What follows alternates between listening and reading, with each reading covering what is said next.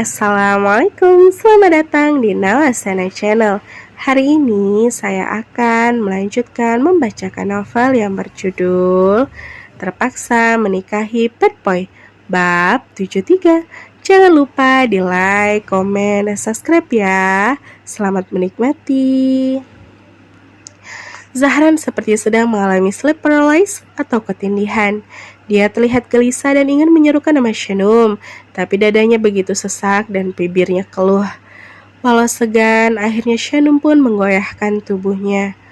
Bang, dan seketika Zahran terbangun, membuka mata dan terengah dalam keadaan panik. Kamu di sini? Tanya Zahran begitu tersadar dan betapa leganya dia. Zahran memperhatikan Shanum dan keadaannya tampak baik-baik saja. Kamu mimpi buruk? Tanya Shanum masih dengan sikap yang agak segan. Shanum tetap di tempatnya, duduk menjaga jarak dari tempat Zahran berbaring sekarang. Zahran menatap Shanum. Setelah puas menatap wajahnya, tatapan Zahran turun ke perut istrinya dan Zahran rasa tadi itu memang hanya mimpi yang sungguh sangat mencekam. Tapi Zahran tetap diam dan rasanya belum bisa berkata apa-apa lagi. Allah Akbar, Allahu Akbar. Selang beberapa menit, kumandang azan subuh berkumandang dan ini sudah waktunya Shanum beranjak dari pembaringannya. Apa abang masih mau jadi imam salatku? Tanya Shanum kemudian, tapi dia tak berani menatap pada Zahran. Zahran mengerti dengan sikap segan Shanum. Zahran pun mengangkat setengah badannya lalu beringsut mendekat pada Shanum. Shanum malah takut dan meragu. Jujur saja, masih terngiang amarahnya Zahran di sore kemarin. Tapi tanpa kata, Zahran lantas memeluk tubuh mungil Shanum dan memeluknya dengan sangat erat seolah tak ingin kehilangan. Pelukan itu adalah bentuk rasa sesal dan rasa tak ingin kehilangan dari Zahran. Shanum pun mengerti dan hatinya jadi sedikit lebih lega. Jangan pergi kemana-mana, Shanum, ucap Zahran pelan namun dalam. Aku udah merenungkan semuanya, Bang. Aku bersalah, sangat salah, karena menyembunyikan kejadian siang itu. Aku juga salah karena keluar rumah tanpa meminta izin. Aku nyesel dan aku janji. Kalau abang masih mau ngasih kesempatan buat aku gak akan ngulangin itu lagi. Shanum lah yang memulai meminta maaf.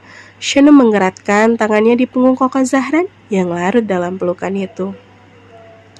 Maafin abang juga ya, semuanya di luar kendali. Abang nyesel udah bentak-bentak kamu, ucapnya.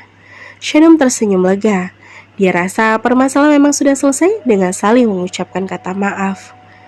Tapi jangan gitu lagi ya bang, janji. Beneran deh, aku takut kalau abang marah kayak kemarin, ungkap Shanum dengan jujur. Gak akan lagi, janji, tegas Zahran. Syukurlah, oh iya. Shanum melepaskan dekapan Zahran lalu menangkup wajah Zahran dan memeriksa apakah ada bekas luka lebam atau luka pukulan di wajahnya itu. Zahran menikmati telapak tangan yang lembut itu. Zahran juga menikmati pesona wajah yang baru bangun itu sehingga kecantikannya terpancar dengan alami. Alhamdulillah gak ada bekas luka. Berarti abang gak berantem lagi kan semalam? Tanya Shanum. Abang ke rumah Sinares. Gak sempet adu joto sih. Soalnya ada ibunya dan abang rasa harusnya abang dengarkan penjelasan kamu kemarin. Tapi bener kan kalau dia gak macam-macam sama kamu? Akui Zahran. Enggak kok, beneran. Aku juga kaget pas dia muncul. Justru Bang Naras nyuruh aku buat ngadu sama kamu, Bang. Tapi aku malah ragu dan masalahnya malah memuncak saat kamu akhirnya tahu dari orang lain. Zahran sadar dan dia jadi malu karena sudah menuduh yang tidak-tidak pada Shanum dan Naras. Jadi, pelajaran apa yang bisa kamu ambil dari kejadian kemarin? Tanya Zahran seperti seorang guru yang bertanya pada murid. Selalu jujur dan membicarakan apapun yang terjadi ke abang, jawab Shanum. Semoga kamu ingat itu. Aku akan mengingatnya. Good. Oh iya, ngomong-ngomong, barusan abang mimpi apa? Sampai keringetan gini, tanya Shanum lagi lalu menyeka sisa keringat di dahi Zahran. Abang mimpi kamu keguguran. Jawab Zahran dan air mukanya berubah. Zahran tampak takut membahasnya. Astagfirullah. Shanum juga ikut takut lalu mengelus perutnya. Sumpah, abang takut. Tapi itu cuma mimpi. Jangan sampai deh ya Allah. Tolong jangan ambil calon anak kami. Kami akan menjaganya dan mendidiknya dengan baik kelak. Harap Shanum. Amin. Sahut Zahran. Ya udah, azannya udah selesai loh. Kita salat bareng. Oke. Setelah saling mengucapkan maaf dan saling berjanji untuk tak melakukan kesalahan yang sama, mereka pun segera melaksanakan kewajiban mereka bersama-sama.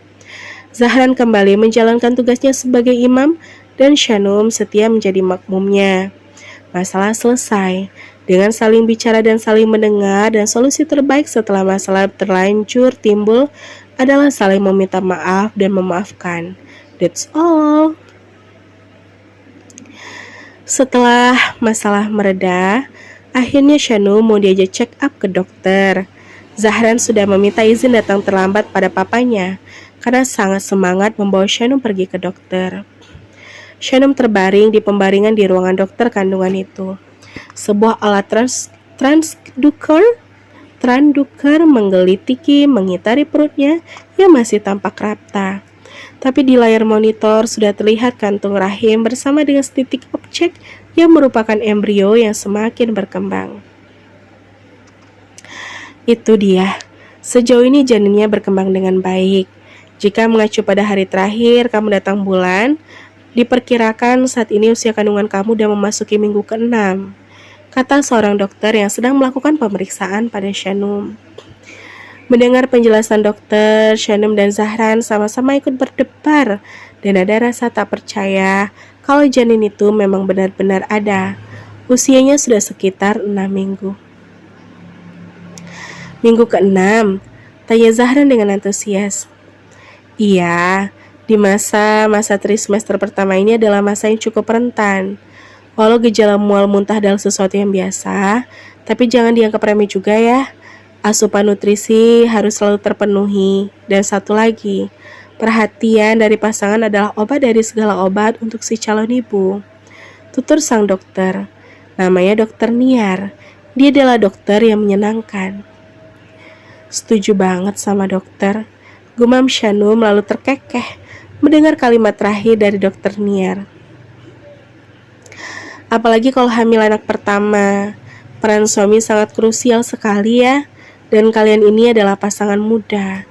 Jaga mood istri kamu. Maklumi kalau dia jadi lebih manja dari biasanya, kata Dokter Niar lanjut menasihati Zahran dan Shanum merasa terwakili. Pasti dok, saya akan selalu siap siaga pastinya, sahut Zahran dengan tegas. Wah, bagus sekali tuh. Jaga keduanya sebaik-baiknya ya. Dan semoga check up selanjutnya kita sudah bisa mendengar detak jantung calon anak kalian. Mendengar itu, Shanum dan Zahran tambah tak sabar. Mereka akan menghitung bulan demi bulan, minggu demi minggu, dan hari demi hari menjelang kelahiran calon anak mereka. Rasanya menyenangkan sekali menjadi calon orang tua. Shanum senang karena yang menjadi suaminya adalah sosok Zahran, sosok berandalan yang penuh kejutan. Begitupun sebaliknya, Zahran sangat bersyukur karena yang akan menjadi ibu dari anak-anaknya adalah Shanum. Sepulang dari dokter, Shanum tak berhenti senyum-senyum sendiri sembari memandangi potret hasil USG tadi. Walau hanya sebuah titik samar, tapi Shanum merasa berdebar setiap kali sadar kalau itu adalah gambaran yang ada di dalam rahimnya saat ini. Bahagia banget ya mau jadi mama, goda Zahran yang sedang mengemudi. Emangnya abang gak bahagia juga? Abang juga kan calon papa. Hot lebih tepatnya. Shanum lebih menggoda. Seneng banget. Gak tahu mau ngomong apa lagi, sahut Zahran. 8 bulan lagi. Rasanya gak sabar banget. Zahran pun tak berhenti tersenyum melihat Shanum yang sudah mulai mengembang lagi. Beda dengan sepanjang hari kemarin, benar-benar merupakan momen yang paling tidak mengenakan dalam rumah tangga mereka. Jadi kamu pulang aja, gak mau ikut ke kantor lagi? Tanya Zahran. Iya, pulang aja bang. Baiklah. Zahran mengambil arah menuju ke apartemen karena sebelum lanjut pergi ke kantor, Zahran harus mengantarkan dulu Shanum pulang ke sana. Deret, ponselnya bergetar dan pasti itu adalah orang kantor. Kalau bukan Teja, pasti Ilham. Saat ini peran Zahran di kantor sudah semakin krusial. Oleh sebab itu, dia sudah semakin dibutuhkan. Teja yang menelpon. Zahran mengangkatnya. 15 menit lagi saya sampai kok pak, kata Zahran merasa kesal. Bukan Zah, dengar dulu. Saat ini kantor kedatangan pihak penyelidikan dari Komisi Pemberantasan Korupsi. Kabarkan Teja membuat Zahran heran. Loh, ada apa emangnya? Apa ini melibatkan papa? Mereka menggeledah ruang kerja bekas Bu Mona. Saat ini Bu Mona dikabarkan menghilang dan mangkir dari panggilan penyelidik. Katanya statusnya masih saksi. Dia diduga terlibat dalam kasus mega korupsi yang melibatkan seorang pejabat penting di pemerintahan. Para penyelidik lagi nyari alat bukti, dan Pak Ilham juga ikut diminta beberapa keterangan. Jelaskan Teja secara detail. Zahran tak tahu harus senang atau kesal. Tapi jika kasus ini memang melibatkan Mona, Zahran harap itu bisa sedikit membuka mata hati papanya. Kalau perempuan yang dipuja-puja olehnya selama ini memanglah seorang jalang kelas kakap. Kayaknya duit dari papa gak cukup memuaskan jalan gila itu, cibir Zahran. Bu Mona itu sangat obsesif.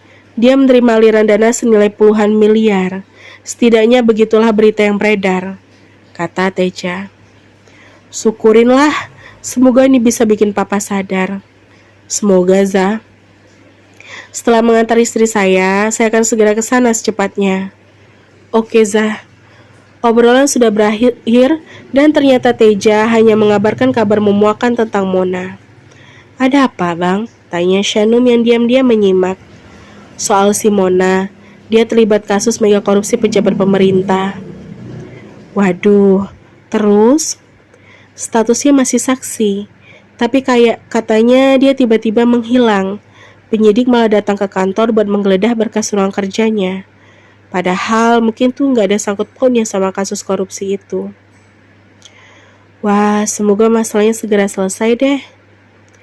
Semoga dia menyingkir dari kehidupan papa. Itu sih harapan abang. Akui Zahran. Iya sih, aku rasa Tante Mona memang bukan perempuan yang tepat buat Papa Ilham. Semoga Papa Ilham dapat pengganti yang lebih baik atau apa. Atau kalau masih ada jodohnya bisa balikan sama Mama Irena, kata Shanum pelan-pelan karena takut Zahran tak berkenan. Mustahil, sahut Zahran lalu tersenyum getir. Zahran merasa itu mustahil, padahal di dalam hatinya yang paling dalam, Zahran berharap kalau harapan Shanum akan terwujud. Setiap anak selalu menginginkan kasih sayang yang utuh dari kedua orang tuanya. Begitupun yang Zahran inginkan. Walau dia kadang bersikap apatis terhadap keduanya, tapi Zahran masih membayangkan kehidupan berkeluarga yang rukun dan damai sentosa. Setelah mengantarkan Shanum sampai ke dalam apartemen, Zahran segera meluncur ke kantornya untuk mengetahui apa yang sebenarnya terjadi di sana. Dan bersambung. Sampai ketemu di bab selanjutnya ya. Wassalamualaikum.